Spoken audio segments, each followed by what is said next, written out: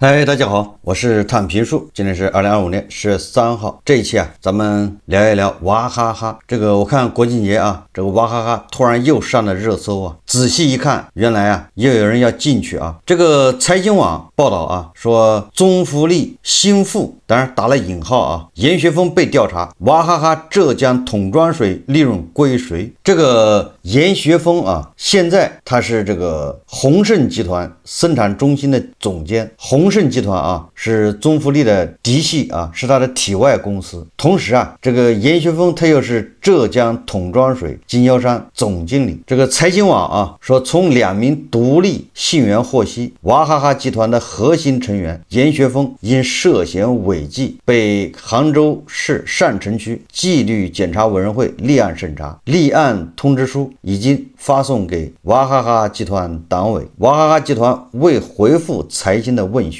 一名接近娃哈哈的人士表示严学峰现为宏盛饮料集团生产中心总监，是公司的核心高管之一。此外，工商信息显示严学峰在与娃哈哈有关联的近190家公司中担任监事。宏盛集团实际控制人为宗馥莉，该公司是娃哈哈现在的实际的运营主体。娃哈哈集团的大部分员工、渠道资源、生产均由宏盛集团掌握，但娃哈哈商标这一核心资产目前仍归属于娃哈哈集团，但目前该商标由哪一方掌握具有不确定性，也就是连财新网都整不明白。乱花渐欲迷人眼把一个生产水这么一个公司股权设计的这么复杂，这不就皮裤套棉裤吗？必有缘故财新网获悉目前未经纪检委同意，娃哈哈集团不得批准严学峰出国辞去公职，不得批准对其交流、晋升、奖励、处分或者办理退休手续。一名娃哈哈集团高层人士对财新表示严学峰被调查是因为私人原因。财新获悉娃哈哈党委的主要负责人为陈美菲，陈美菲是娃哈哈集团基层工会联合委员会的法定代表人。财新致电陈美菲，他表示此事无法透露。这么乱的关系一时也很难捋清大家只要知道什么浙江娃哈哈饮用水这个公司它主要是负责娃哈哈品牌的桶装水的生产销售。这个浙江娃哈哈饮用水是由浙江娃哈哈实业股份有限公司100%控股，娃哈哈集团对这个娃哈哈实业持股是43%，职工持股31%，社会法人持股25%。我们说简单一点吧，就是反正带娃哈哈字样的这个公司它最后它都跟娃哈哈集团有关联，跟娃哈哈的这个职工持股有关联，而不带娃哈哈这3个字的。我们简单的说这个反正参与娃哈哈生产销售这些公司里面，只要带宏盛不带娃哈哈的，那跟娃哈哈集团没关系。或者我们再说通俗一点吧，大家好理解，就是只要带宏盛2个字的，那就跟国有资产没1毛钱关系。带娃哈哈的，那或多或少后面还要涉及到国有资产。好了，把握这个关键要点咱们就大概看个明白。一名接近浙江娃哈哈饮用水的人士告诉财新，2025年4月起，经销商接到通知称，全部将货款打至迅尔商贸这个就不是娃哈哈了通过其 APP 报账，迅尔商贸由宏盛集团100%控股。新模式下，桶装水成本约每桶1.6到1.7元，就是那个一大桶40升的那种吧，叫桶装水那一大桶水成本是1.6块。迅尔商贸它的进货价呢是2块7毛5。这个迅尔商贸它就是负责整个的娃哈哈桶装水的销售了。它2块7毛5拿到这个水之后呢，卖给经销商是7块，所以这里面还有4块钱的利润，意味着迅尔商贸分食了桶装水公司的利润。也就是说，本来这个4块钱利润是由浙江娃哈哈饮用水，对吧？也就是国资有份儿。现在呢，这4块钱利润切给了迅尔商贸，那就跟国资没1毛钱关系了。财新网是这么说的他说这意味着顺尔商贸分食了桶装水公司利润，这就将利润移到了娃哈哈集团体系外，对娃哈哈集团利润以及计入利润的股东分红均产生影响。据财新了解，2024年负责浙江地区桶装水的公司浙江娃哈哈饮用水公司全年剔除折扣折让后净销售收入 1.91 亿元，利润为 0.84 亿元。也就是2024年浙江地区的桶装水这个负责销售的浙江娃哈哈饮用水销售收入将近2个亿，利润是8400万，这个都是跟大头有关系。然后把这个业务切到了顺尔城商贸之后叫顺尔商贸吧。今年6月份开始，浙江饮用水公司单月营业收入只有600万，同比减少超60%。财新网什么意思呢？娃哈哈的桶装水的在浙江地区的销售本来是由跟国资有关的企业来负责，一年的利润有8400万，销售有2个亿，这仅仅是浙江地区桶装水。那现在这一块呢，把它切给了顺尔商贸，也就是切给了宏盛，那国资那边的收入就没了，全部变成私人的。那就请问这个合同是谁签的？谁把这个业务从国资那边切给了私人？这个不就是侵犯其他股东的权益吗？利益吗？而且侵犯的还是大头的利益那么缺口就要从严学峰这儿打开。大家还记得吧？这个在舆论的压力之下这个杭州市善城区财政局委托第三方评估机构叫万邦资产评估和审计公司天健会计师事务所对娃哈哈集团旗下18家饮用水饮料公司进行合规审查，浙江娃哈哈饮用水公司名列其中。那这次把严学峰给现在是限制的吧，立案调查，是不是已经在收网了？这个值得大家关注一场针对娃哈哈涉及国有资产流失的调查拉开了序幕。财新网说严学峰是宗馥莉的心腹，这个严学峰在娃哈哈集团担任什么职务呢？不太知道。总之浙江娃哈哈饮用水公司他是总经理，跟娃哈哈相关的子公司那些公司中190家的监事都是严学峰，那就说明严学峰是一个核心人物。他现在还担任宏盛集团的生产中心总监。虽然官方称调查原因是私人原因，但因他关联近190家娃哈哈企业且兼任浙江桶装水经销商总经理，外界猜测其涉及业务利益输送。严学峰是宗馥莉的心腹，职业生涯都在宏盛饮料跟随宗馥莉。2024年7月才被宗馥莉安排进入娃哈哈集团核心管理层。他被指控将浙江桶装水业务从合资公司剥离，以2.75元每桶的代工价转移至宏盛系企业，再以7元的终端销售价，导致国资股东损失惨重，宏盛系则获利丰厚。这一事件也暴露了中国混改企业中家族资本如国有资产共享品牌时的利润归属难题。就这么赤裸裸的侵占国有资产的利益，只要眼不瞎只要精神正常都能看出来。此次调查并非个例，其意义远超个人违纪。数据显示娃哈哈集团年净利润仅1000万级，而宗馥莉控制的宏盛系年利润超过40亿。这种利润悬殊的背后存在长达10年的体外循环疑云。这怎么叫疑云呢？这就是赤裸裸的，这恨不得在脸上就写上了体外循环。这个涉及到娃哈哈集团的国有资产流失其实很简单，就是娃哈哈集团当时改制的时候这个国资是30%多吧，宗庆后自己20%多，然后什么职工持股20%多，这就相当于一个混改好了，这个公司交给宗庆后去发展运营。我们按照通常的这个说法，那这个娃哈哈集团就是你卖矿泉水生产矿泉水，你最终赚的钱那大家都差不多因为股份差不多嘛。那国资这么多年如果分红的话，那大家差不多。比如说你这个宗氏家族从娃哈哈分走了50亿，那没关系你分的越多越好那这个国资也能分50亿，那这就是相当于合作嘛，合资对不对？然后那个职工持股的部分也能分个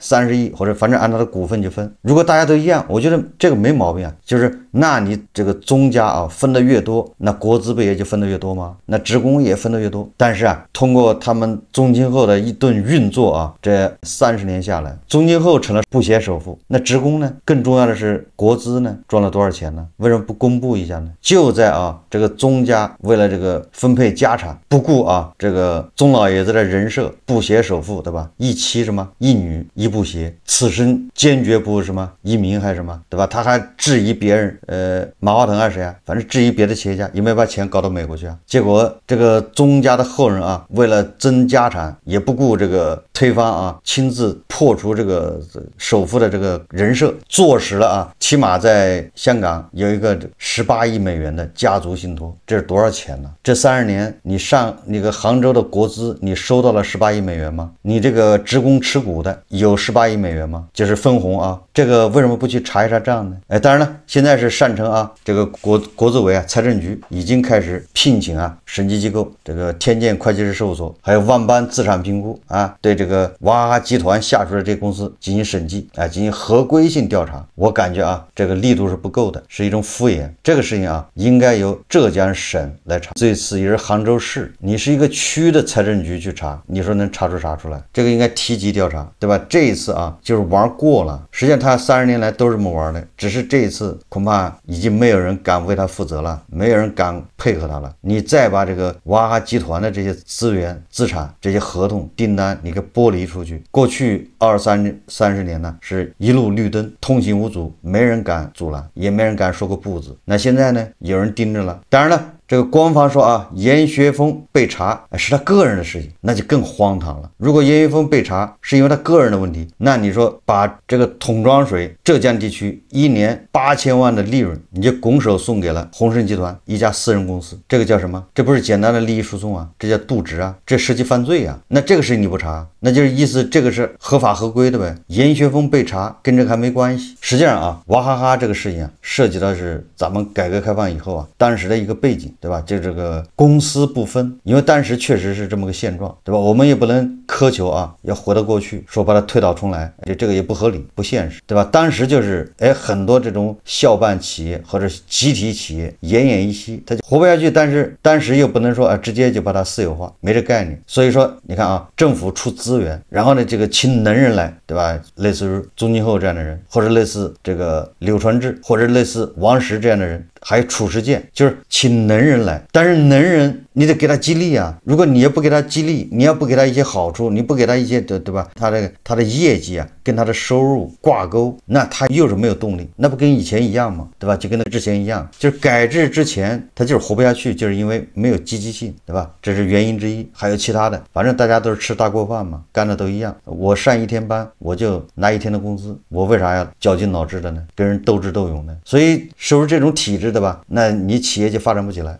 所以当时进行改制或者进行这种请能人来，然后把这企业承包给他。这个宗庆后算是走得远的他还要股权，对吧？职工股权等等，也就是他不是个普通的打工者。我觉得这个都是没毛病的这当时这个时代下这么改都是合理的，而且事实证明通过这种改，娃哈哈也做好了，也做大了。但是这里面分配就出了问题，导致现在娃哈哈这个乱象频生我也不是说宗庆后全不对，不是这意思大家不要误解。也就是你国企改制过程中你没有配套的措施。你比如说这个娃哈哈已经做大了，那这个时候再这么分，是不是不合理了？已经，那就是不是光明正大的给宗庆后更多的股份，更多的权益，对吧？我国资只要这么多，因为无论是国资还是这个民营企业，对吧？它最终肉是烂在锅里面，你只要不把它整到国外去，如果你这个改革，你这个配套措施跟不上，那这些企业家他心生不满，对吧？他觉得我这么努力，我绞尽脑汁的跟大能斗争，我又是对吧？发动这个群众，我又是搞民粹主义，对吧？民族主义，搞这种人设，我是图啥呢？结果你这个国资也没干，啥也没，就出来个这个东西放在那儿当年的一个娃哈哈商标，要不是我这么努力，他也不值这么多钱呢。所以他就满，对吧？不满，你的分配机制也没改，那他就得想办法把它掏空，对吧？既然我在运营这个公司，我在经营，那我就不把利润放在这个集团里面，我把利润给它剥离，对吧？利润给它抽出去。简单的说，就是我通过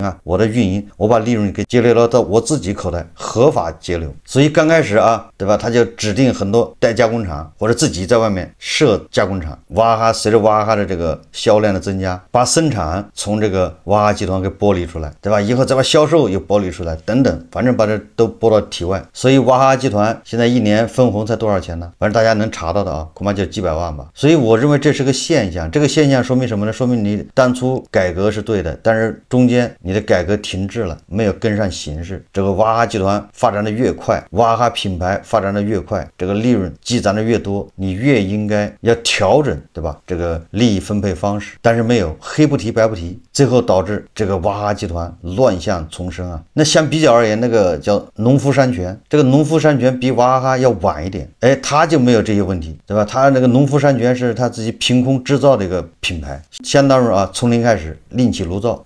这个农夫山泉它问题就少多了。大家还记得吧？布鞋首富去世之前，那媒体很多人那些就煽情，在神化这个首富说他有良心，不善事割韭菜。你现在看看他哪里是不善事割韭菜，他分明是善不了事。你看看他股权有多乱，里面管理到现在，你说哪个审计完这个他能善事对吧？他要善事的话，那审计报告3年又1期的报告，那历史严格，你这捋下来，你这个没法上你实际控制人到底是谁是国资还是宗庆后你说得清吗？是不是成了个怪胎？不开除老员工，你老员工能开除吗？人家都有股份呢，人家都是什么职工持股会里面的持股平台老员工当时这个娃哈哈改制的时候，恐怕这个持股平台里面人家都签了字的。换种说法，这很多老员工他本身就是股东，你把人家怎么开除还有什么那就是什么布鞋对吧？一妻一女，这个咱就不说了。所以说娃哈哈它折射出来的是咱们这40年改革开放中间很多这个遗留问题。实际上解决办法我认为非常简单，就是现在要全面审核，要审计娃哈哈。审计完之后这个宗家这么多年从娃哈哈掏走的钱要想办法要回补。这是第二个，把娃哈哈这个集团这个国资股份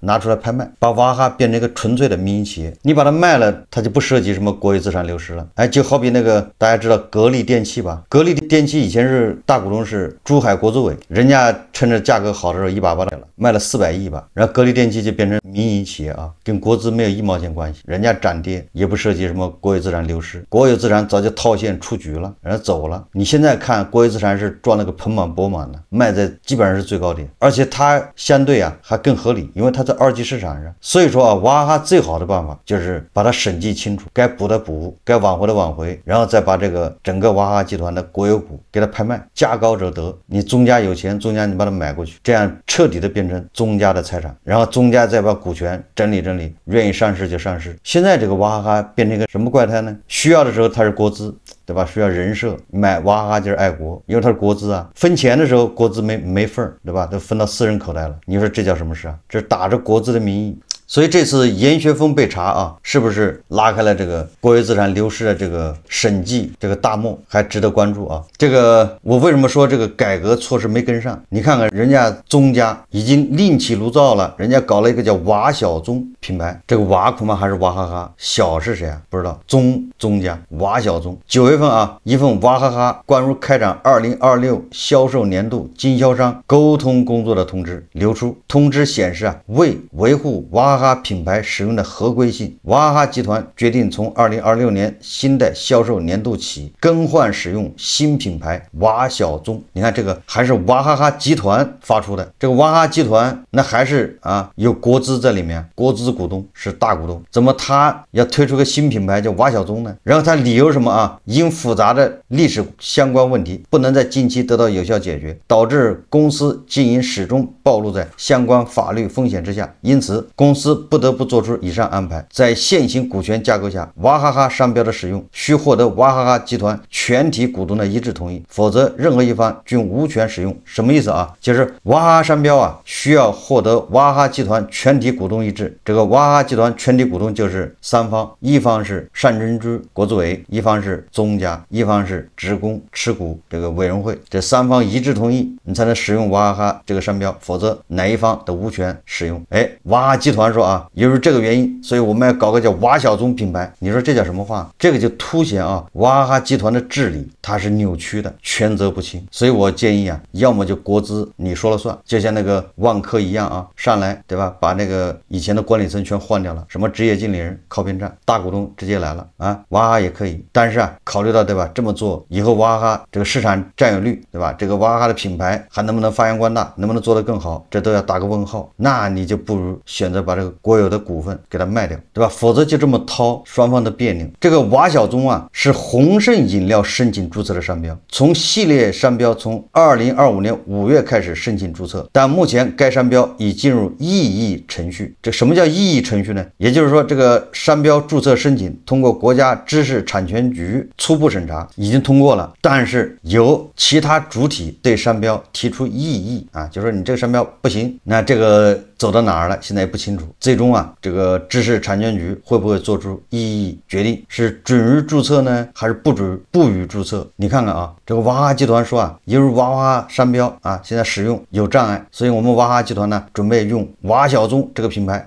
娃小棕它又是鸿盛集团自己注册的品牌，你说这叫什么事？说自己的亲儿子有问题啊，娃哈哈集团说自己的亲儿子有问题，所以我要外面抱养一个儿子，要把他养大啊，这个儿子又是宗家的，你说这叫什么事？这个就相当于把娃哈哈商标的这个商誉啊，就是它的影响力对吧，它的品牌价值深深的要往娃小棕这儿转移。等消费者啊习惯了从娃哈哈到娃小棕对吧，认可了娃小棕，那娃哈哈商标就可以废弃了，随便爱咋地，反正人家不用了，那你这个娃哈哈商标那价值就1毛钱不值，你整个的那个娃哈哈集团里面的国资也就1毛不值，这个娃哈哈人家也可以不要了，人家反过来啊，把宗家持有的娃哈哈集团的股份可以卖掉，你们谁爱要谁要，总之人家鸿盛自己玩去了。你看商标娃小棕也是他的。说到最后啊，我也理解这个宗家所作所为，本来改革开放啊就是要释放他们的活力，因为他们有这个资源有这个精力去斗争，去搞市场搞生产搞经营，绞尽脑汁的啊，本来改革开放就是要激发他们的活力，但是你的过去的那一套啊，由于迟迟不变，制约了这个宗家的这个发展，搞得他本来是可以光明正大的像那个农夫田的中山上对吧，大干快上，结果他们变成小脚老太的这个走路啊，是不是这样的？这宗家甚至嫌对吧，国资碍手碍脚，如其扯不断理还乱，不如啊现在当机立断。所以宗家开始切割的时候，那他切的恐怕就更不公平了，更容易造成国有资产流失啊，这就是我的观点。所以说啊，如其这样，不如早点，长痛不如短痛，把这股权关系捋清之后，该放的放，该卖的卖，这样有利于娃哈哈发展，对吧？有利于他做大做强啊。反正咱们现在要发展民营经济，无非就是肉烂在锅里面。当然了，